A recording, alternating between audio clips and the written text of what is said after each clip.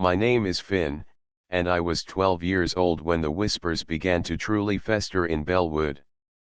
It was the winter of 1888, a particularly harsh one, with snow piling high against the eaves of our small, grey cottages and the biting wind rattling the panes of the orphanage windows. I knew those windows well, for they were the bars behind which my days were spent, alongside 30 other children, each a fragment of a forgotten family, a lost tale in a world that seemed to have no space for us. The Bellwood Orphanage, a gaunt, imposing building on the edge of the village, was our home, our prison, and, for a time, our only world. The cold, crisp air bit at our exposed skin, but the chill that truly permeated me came from within, a deep dread that had settled in my bones. Liam and I, wrapped in our threadbare coats, pressed ourselves against the rough planks of the stable wall, watching Matron Agnes. Her gaunt silhouette was stark against the dim glow of her lantern, a figure of chilling purpose as she heaved another burlap sack onto the old wagon. The sacks were disturbingly quiet, their forms too small, too oddly shaped to be anything other than what we feared. The rhythmic thud of the shovel hitting the earth was not a sound of digging for a garden, but a sound of disturbing the quiet, frozen ground for a more sinister purpose. "She's going to bury them," Liam whispered, his voice hoarse, his young face pale with a horrifying realization. I couldn't speak, my throat constricted by a cold knot of terror. The thought was unbearable, monstrous. Children, our friends, simply buried. Like unwanted refuse. The image of Eliza's bright red ribbons, Thomas's boisterous laugh, Mary and Peter's twin smiles, flashed through my mind, each a painful jab to my heart.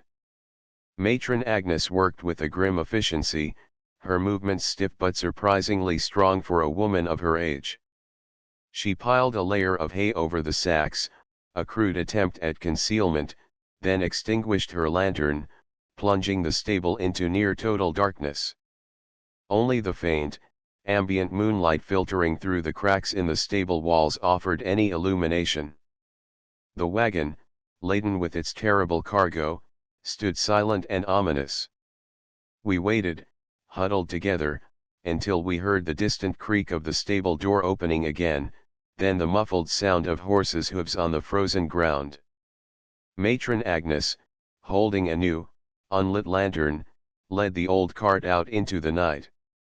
The wagon rumbled slowly, its ancient wheels groaning under the weight, disappearing into the swirling mist that had begun to creep in from the moor. "Now," Liam breathed, his hand finding mine, his grip firm despite his trembling. "Now we follow." Our pursuit was a desperate, silent affair. We kept to the deepest shadows, our footsteps light on the frost-hardened earth. The mist thickened, swirling around us like spectral shrouds, making it difficult to see more than a few feet ahead. But the rhythmic creak of the wagon's wheels and the occasional snort of the old horse were our guiding sounds, faint but distinct in the otherwise overwhelming silence of the moor. The matron didn't take the main road. Instead, she veered off onto a less used track, a rough, overgrown path that led deeper into the wild, untamed moorland, away from the scattered farms and the dim lights of Bellwood. This path, known only to a few, led to the Whispering Hills, a desolate stretch of land marked by ancient, gnarled trees and strange, standing stones that were rumored to have been placed there by forgotten peoples. The air here was colder, carrying the scent of damp peat and something else, something wild and untamed. The journey seemed endless. My feet grew numb with cold, and my lungs ached from the effort of running and keeping pace. The mist swirled, playing tricks on my eyes, making the gnarled trees seem like watchful sentinels, and the standing stones like hunched figures. Each time the wagon paused, even for a moment, my heart would leap into my throat, fearing discovery. But Matron Agnes continued, her dark figure a relentless silhouette against the gray expanse of the moor. After what felt like an eternity, the wagon finally stopped. We were deep in the Whispering Hills, a place rarely visited, even by the hardy villagers of Bellwood. The standing stones loomed around us, their weathered faces silent and impassive. The mist here was dense, making it almost impossible to see more than a ghostly outline of the wagon. We heard the soft thud of the matron dismounting, followed by the metallic clang of the shovel being lifted from the wagon bed. Then, the sickening thunk of the shovel hitting the frozen earth, followed by the rhythmic scraping of dirt. She was digging. Here, in this desolate, forgotten place. Liam pulled me behind a large, moss-covered boulder, our bodies pressed together, shivering not just from the cold, but from the horrifying confirmation of our fears. We dared to peer over the top, our eyes straining through the mist. Matron Agnes, her figure a hunched, dark shape, was indeed digging. Her movements were slow, deliberate, each scoop of earth a damning testament to her monstrous deeds. She dug for a long time, the only sound the scraping of the shovel, punctuated by her heavy, ragged breaths. Finally, she paused, straightening her weary back. Then, she walked to the wagon. We watched in horror as she pulled one of the burlap sacks off the back. It was smaller than some, but still unmistakably contained a small, limp form. My stomach churned, and a wave of nausea washed over me. She carried it to the freshly dug hole, the sack slung over her shoulder like a bag of laundry.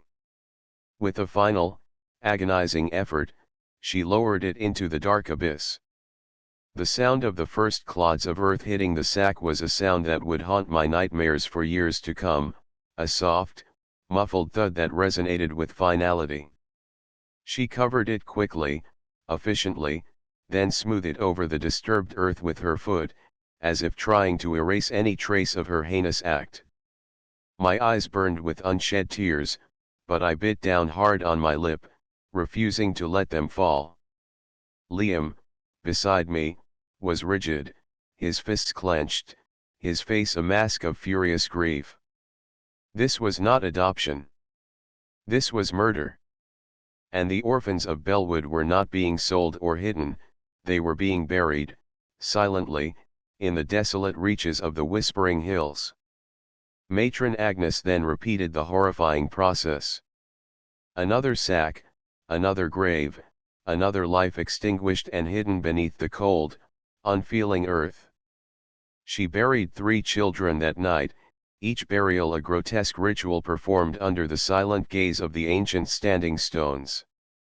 The air grew heavy, thick with the weight of unseen tragedies. When she was finished, she wiped her hands on her apron, her face impassive, showing no trace of emotion, no flicker of remorse. She simply led the empty wagon back towards the village, her dark figure dissolving into the mist, leaving us alone in the chilling silence of the newly disturbed earth. Liam and I remained hidden, frozen by a mixture of shock and profound grief. The mist swirled around the fresh graves, obscuring them, as if the moor itself was trying to hide the terrible truth. The wind whispered through the gnarled trees, a mournful lament for the lost children of Bellwood. "We have to tell someone," Liam finally said, his voice a raw, broken whisper, tears now streaming freely down his face. "We have to expose her." But who would believe us? 2 orphaned boys, claiming their matron was burying children on the moor?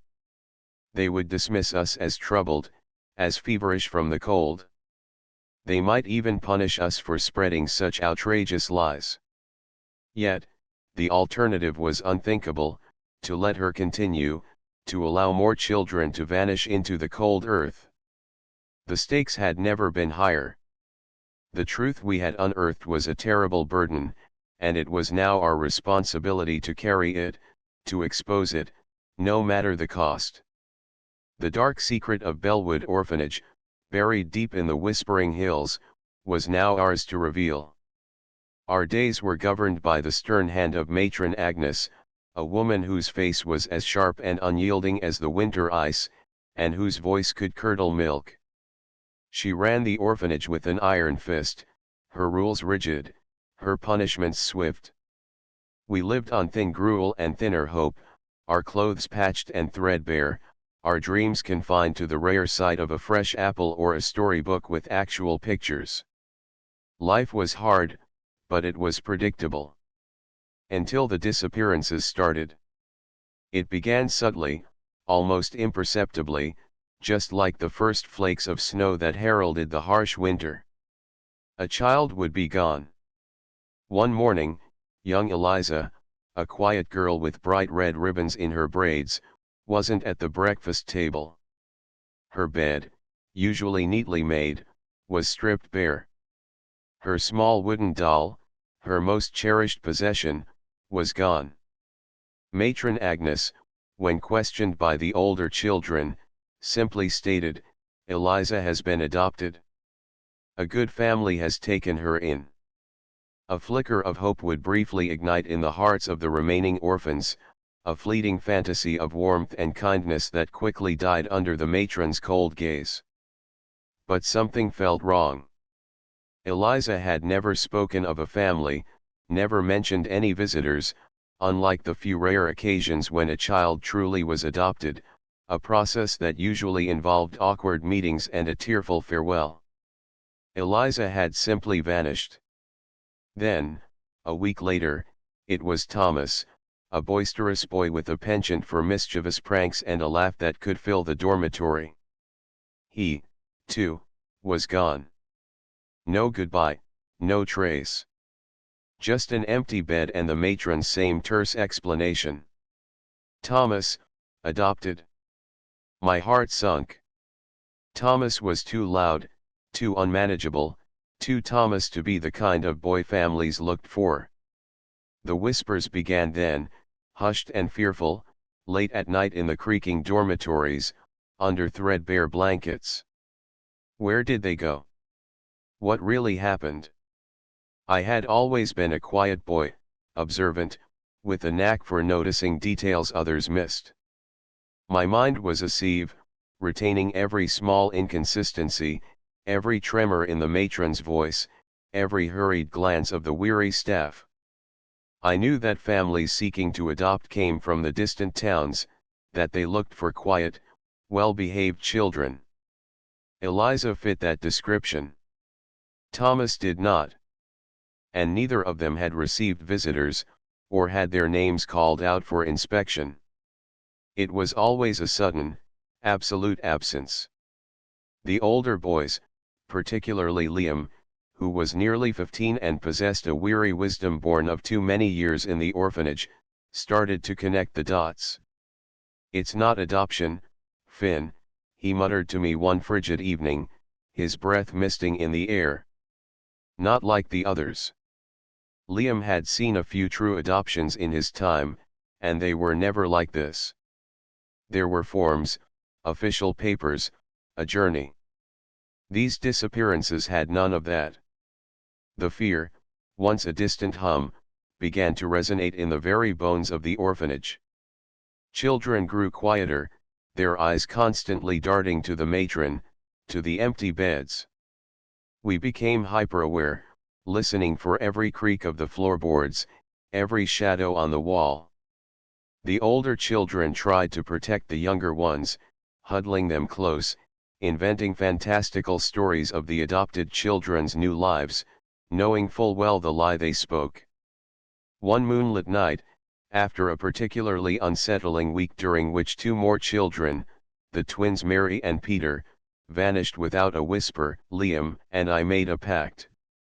"We have to find out," he declared, his young face etched with grim resolve. "This isn't right.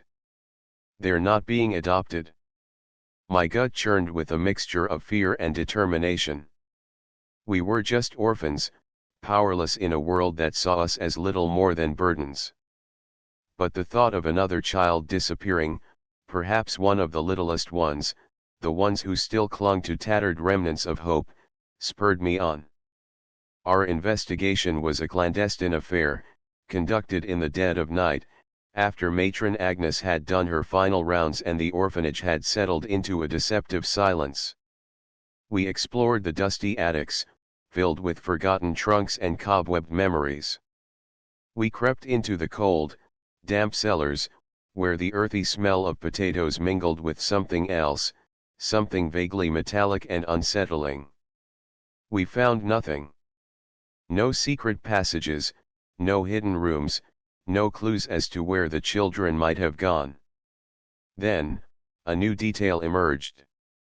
The stable boy, old Silas, a wizened man with a perpetual cough and a kind heart, had mentioned it offhand one morning when I was helping him clean the stalls. "Strange goings on, Finn," he rasped, wiping a sweat-soaked brow. "The matron, she's been ordering extra hay, late at night. And not for the horses, mind you. For the old wagon, the one we haven't used in years. And she's been buying those rough burlap sacks, too, by the dozen." "Extra hay? Burlap sacks?" The words clicked into place with a sickening precision. The old wagon, covered in dust in the far corner of the stable, was rarely used. It had no proper seats, just a flatbed, usually for hauling firewood. But it could certainly carry other things.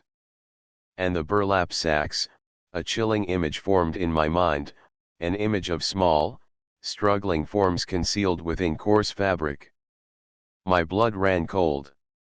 Liam and I immediately focused our attention on the stable.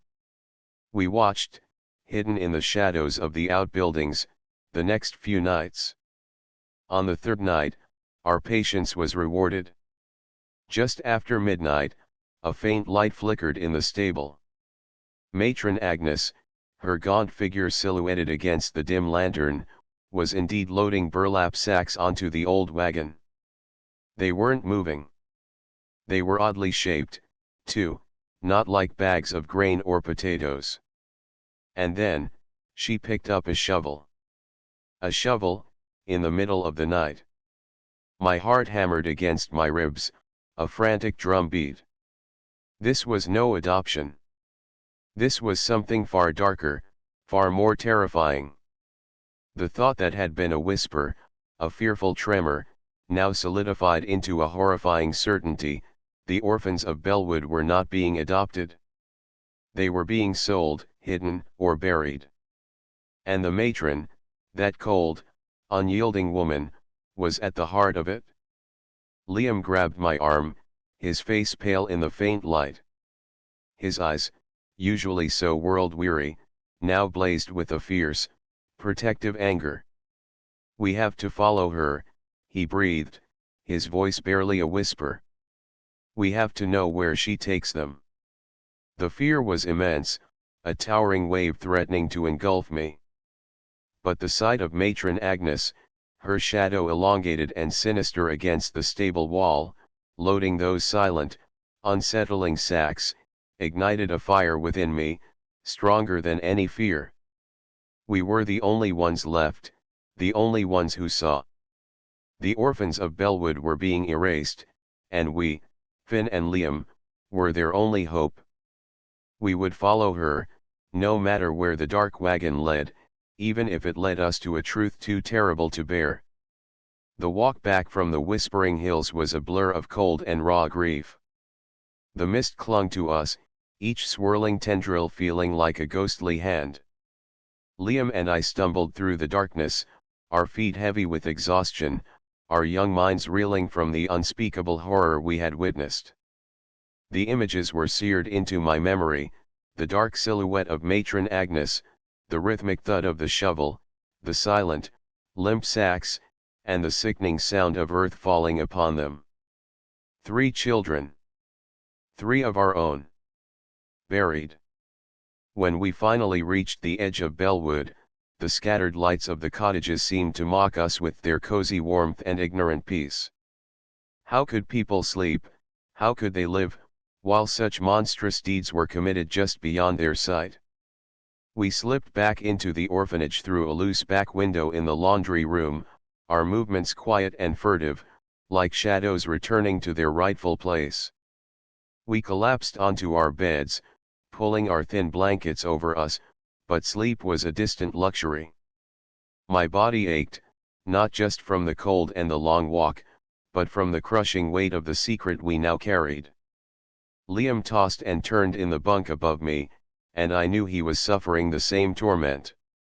The silence of the dormitory, usually a source of comfort, was now heavy with the unspoken truth, echoing with the ghostly cries of the lost children. The next morning, the mundane routines of the orphanage felt like a cruel mockery. The thin gruel tasted like sawdust, the chores felt meaningless. Matron Agnes moved through the orphanage as usual, her face impassive, her eyes holding no hint of the dark ritual she had performed hours earlier. She chastised a small boy for spilling his milk, her voice as sharp and cold as ever. It was as if the night had never happened, as if the horrors of the moor were simply a nightmare only Liam and I shared. We tried to speak, to hint at the truth. We whispered to some of the older, more trusted orphans, those who had also noticed the disappearances. The matron, I began to Liam one afternoon, in hushed tones, she takes them to the moor. But the words caught in my throat, sounding too wild, too unbelievable, even to my own ears. How could I explain burlap sacks and freshly dug graves without sounding mad? The others would simply stare at us with fear, or worse, dismiss us as morbid children with overactive imaginations. Liam understood my hesitation. No one would believe us, Finn, he said, his voice grim. They'd say we were making it up. Or that we were confused. And then she'd know we saw her. The thought of Matron Agnes knowing our discovery, knowing we had witnessed her heinous acts, sent a fresh wave of fear through me. She was capable of burying children, what else was she capable of? Our helplessness was a bitter pill. We were small, young, and without influence. The villagers, though kind in their own way, rarely questioned authority, especially that of the matron. She ran the orphanage, and her word was law. They trusted her, or perhaps, they simply averted their eyes from the uncomfortable realities of orphaned children. The idea of going to the constable, a gruff, portly man named Mr. Abernathy, seemed equally futile. He saw us as little more than a nuisance, the source of minor disturbances. He would laugh, or scold, or simply send us back to the matron. We need proof, Liam stated one evening, his eyes hard with a new resolve. We were huddled in the freezing attic, the wind whistling through the gaps in the roof. Undeniable proof. Something they can't ignore, something that will show them we're telling the truth. But what kind of proof could we, two orphans, gather against a woman who meticulously covered her tracks under the cloak of night? The graves were smoothed over, hidden by the relentless mist and the vast, unyielding moor. No one went to the Whispering Hills. The wagon, I suggested, a spark of an idea. And the sacks. She takes them somewhere after the burials. They must be hidden somewhere. My mind raced back to Silas, the stable boy, and his mention of the extra hay and burlap sacks. She used the wagon, she used the sacks. They were tools of her gruesome trade. Liam nodded, his eyes lighting up. And where does she keep them? Not in the stable. Silas never mentioned seeing them there, just the extra hay. We began a new, even more dangerous phase of our investigation, watching Matron Agnes during the day, observing her movements, trying to discern any patterns that might lead us to where she stored her grim implements. She was a creature of habit, but her habits revolved around the orphanage. She rarely left, except for her nightly excursions to the moor, or her infrequent visits to the village market. Our opportunity came unexpectedly. One afternoon, a severe cough swept through the orphanage, felling many of the younger children. Matron Agnes, ever practical and unsentimental, declared that she needed to visit Dr. Albright in the next town for a stronger remedy. This would mean a journey of several hours, leaving the orphanage, for a brief time, under the less watchful eye of Mrs. Jenkins, a kind but easily flustered assistant. "This is our chance, Finn," Liam whispered to me as Matron Agnes's carriage rattled away down the lane. "She'll be gone for most of the afternoon. We need to find where she hides the evidence." We knew she kept a small, locked shed behind the rectory, used for garden tools and various odds and ends. It was always secured, even when she was home. It was a long shot, but it was the only logical place for her to store the burlap sacks and any other grim tools she might use. We waited until Mrs. Jenkins was distracted with the ailing children, then slipped out the back door, our hearts pounding with a renewed sense of purpose.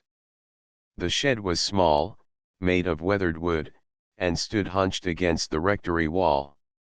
A heavy padlock secured its door, gleaming dully in the weak winter sunlight.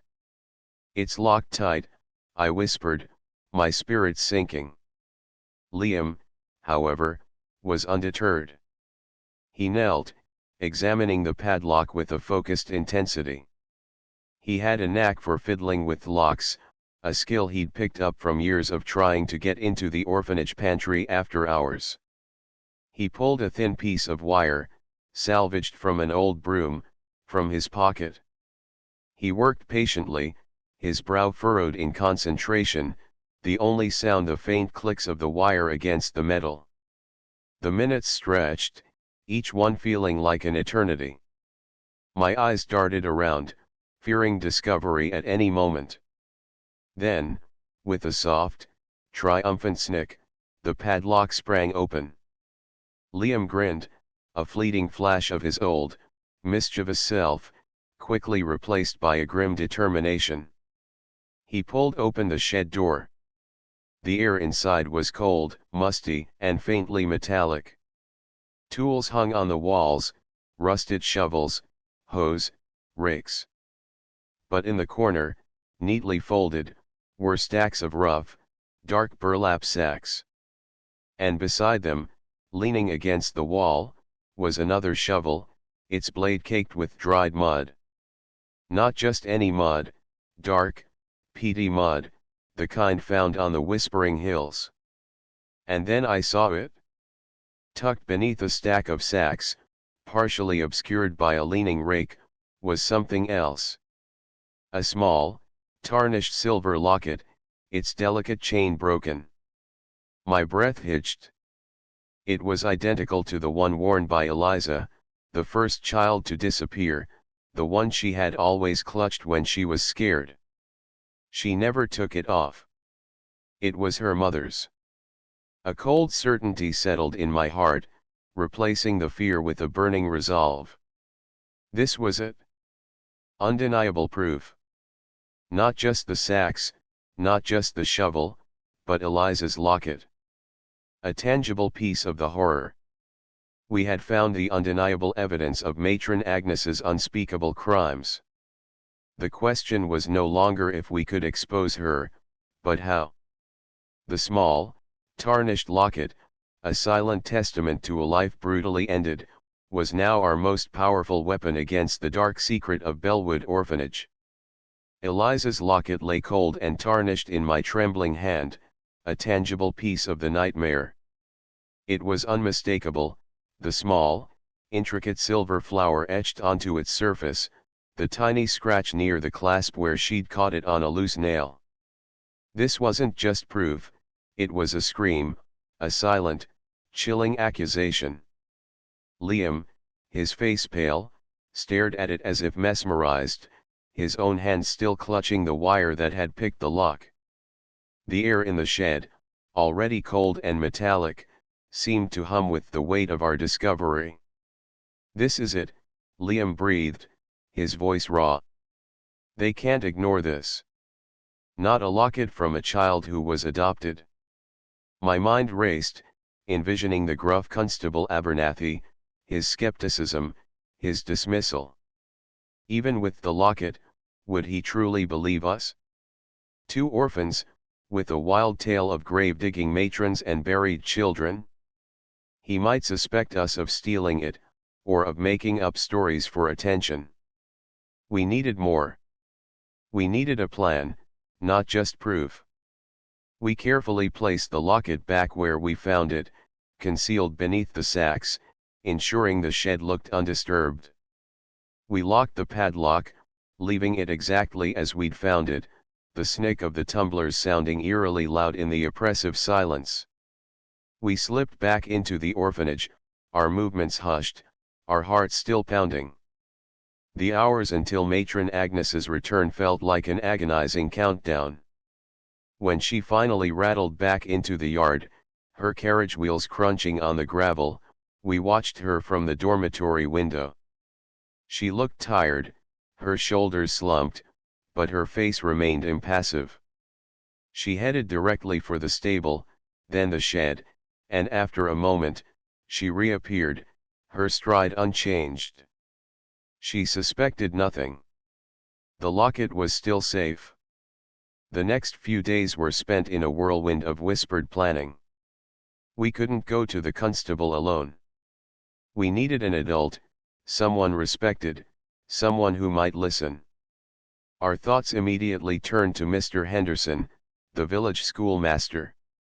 He was a kind, gentle man, fond of the orphanage children, and known for his sharp mind and his quiet sense of justice. He was our best, perhaps only, hope. Our plan was simple, and terribly risky. We would wait for another occasion when Matron Agnes was absent. Then, we would approach Mr. Henderson. We wouldn't just tell him, we would show him. We would lead him to the shed, present the locket, and then, if he believed us, take him to the moor. The waiting was excruciating. Every day, another child's bed felt colder, emptier. The fear in the younger children's eyes deepened, though they didn't understand the full horror. Liam and I exchanged grim glances across the dormitory, our shared secret a heavy, suffocating weight. Our chance came a week later, when Matron Agnes announced she would be traveling to the district capital to procure new supplies for the orphanage, a journey that would take a full 2 days and a night. This was a gift, a window of opportunity too precious to waste. The moment her carriage disappeared down the winding road, Liam and I sprung into action. We waited until Mrs. Jenkins was preoccupied with preparing lunch, then slipped out of the orphanage. The schoolhouse was a small, neat building across the village green, its chimney lazily puffing smoke into the crisp air.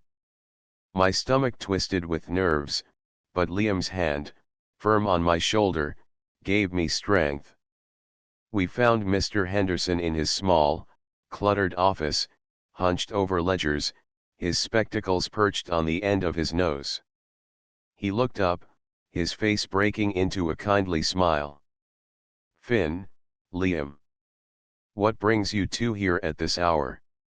My voice, when it came, was hoarse. "Mr. Henderson, sir, we need your help. It's about the orphanage. About Matron Agnes." His smile faded, replaced by a look of concern. "Is something amiss? Has there been an accident?" Liam, always more direct, stepped forward. "Sir, it's about the children who've gone. Eliza, Thomas, Mary, and Peter, they weren't adopted, sir. They were buried." Mr. Henderson stared at us, his brow furrowed in disbelief. "Buried? Boys, what nonsense is this? Matron Agnes is a stern woman, but she is a woman of God. Such accusations are grave. We know it sounds impossible, sir, I pleaded, my voice gaining strength with my desperation. But we saw her. We saw her burying them on the moor. And we have proof, sir. Undeniable proof. He looked at us, his gaze searching, trying to decipher if we were simply troubled children or if there was a terrifying truth in our words. He must have seen the genuine horror in our eyes, the utter conviction in our trembling voices. Proof? He asked, his voice low, a hint of unease entering his tone. Yes, sir, Liam replied. In the shed behind the rectory. We can show you. Mr. Henderson hesitated for a long moment, his eyes scanning our desperate faces. The idea must have seemed preposterous, unthinkable. But there was something in our raw earnestness that must have swayed him. Very well, he said, rising slowly from his chair, a grave expression on his face. Lead the way. The walk to the rectory shed was agonizingly slow, each step filled with suspense. Mr. Henderson, usually so composed, seemed tense, his movements stiff. The winter sun, though weak, cast long, accusatory shadows. We reached the shed. Liam knelt, his fingers deftly working the wire, and with a familiar snick, the padlock sprang open. Mr. Henderson peered inside, his eyes adjusting to the dim light. He saw the stacks of burlap sacks, the shovel caked with dark, peaty mud. His breath hitched. He reached in, his hand trembling slightly, and pulled out Eliza's locket. He held it in his palm, the small silver flower catching the faint light. His face, usually so kind, hardened, a look of profound horror slowly dawning in his eyes. He recognized it. Eliza had shown it to him once, a treasured possession. Eliza's locket, he whispered, his voice barely audible. He looked from the locket to us, then back to the shed's grim contents. The disbelief was gone, replaced by a terrible, dawning certainty. My God, he murmured, you were telling the truth. The relief that washed over me was immense, a wave of pure exhaustion. He believed us. We had convinced him. But the relief was short-lived, immediately replaced by the crushing weight of the task ahead. There on the moor, sir, I whispered, pointing vaguely towards the distant, swirling mist of the whispering hills. 3 of them. Buried near the standing stones. Mr. Henderson closed his eyes for a moment, a muscle twitching in his jaw. When he opened them, they were filled with a grim, fierce determination. We must go to the constable, immediately. And then to the moor. His voice was firm, resolute. The journey to Constable Abernathy's office was swift, though it felt like an eternity. Mr. Henderson, his face grim, explained the horrifying situation, holding up the locket as undeniable proof. Constable Abernathy, usually quick to dismiss us, listened, his initial skepticism slowly giving way to a pale-faced shock as Mr. Henderson recounted our tale and presented the evidence. The locket, the sacks, the shovel with the moor's mud, it was too much to ignore. Abernathy, still shaking his head in disbelief, dispatched a runner to summon his deputies. Within the hour, a small, grim procession was heading out of Bellwood, Constable Abernathy, his deputies, Mr. Henderson, and, despite their protests, Liam and I, bundled in our coats, leading the way. The air was colder, the sky darker, as if even the heavens mourned the terrible truth we were about to unearth. The whispering hills awaited, and with them, the cold, silent graves of the orphans of Bellwood.